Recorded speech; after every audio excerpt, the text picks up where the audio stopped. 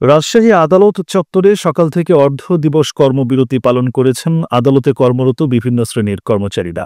২ দফা দাবিতে বাংলাদেশ বিচার বিভাগীয় কর্মচারী অ্যাসোসিয়েশন রাজশাহী জেলা শাখার ব্যানারে এই কর্মবিরতি পালন করা হয়। বিচার বিভাগের জন্য সুপ্রিম কোর্টের অধীন পৃথক সচিবালয় করত অধীনস্থ আদালত ও ট্রাইব্যুনালের সহায়ক কর্মচারীগণকে বিচার বিভাগের সহায়ক কর্মচারী হিসেবে বাংলাদেশ জুডিশিয়াল সার্ভিস বেতন স্কেলের আলোকে বেতন ভাতা প্রদান সহ বিদ্যমান জুডিশিয়াল বেতন স্কেলের প্রথম ও ষষ্ঠ গ্রেডের পরবর্তী সপ্তম থেকে ১২তম গ্রেডভুক্ত করা এবং বিদ্যমান ব্লক পদ বিলুপ্ত করে যুগোপযোগী পদ সৃষ্টি, যোগ্যতা ও জ্যেষ্ঠতার ভিত্তিতে পদোন্নতির সুযোগ রেখে স্বতন্ত্র নিয়োগ বিধি প্রণয়নের দাবিতে কর্মবিরতিতে ছিলেন তারা।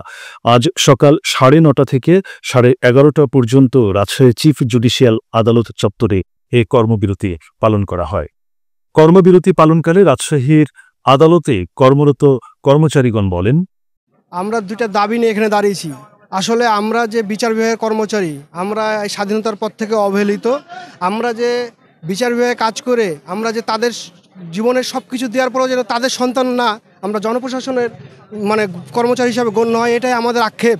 এবং অবস্থান কর্মসূচি নিয়েছি কলম বিরতির। আমরা বিচার বিভাগের কর্মচারী, কিন্তু বিচার বিভাগ থেকে কোনো বেতন ভাতা দিয়ে আমরা পাই নাই। আমাদের পদ ব্লক পোস্ট, এখানে পদোন্নতি হয় না। যে পদে ঢুকে সেই পদ থেকেই তারা অপসারণ করে।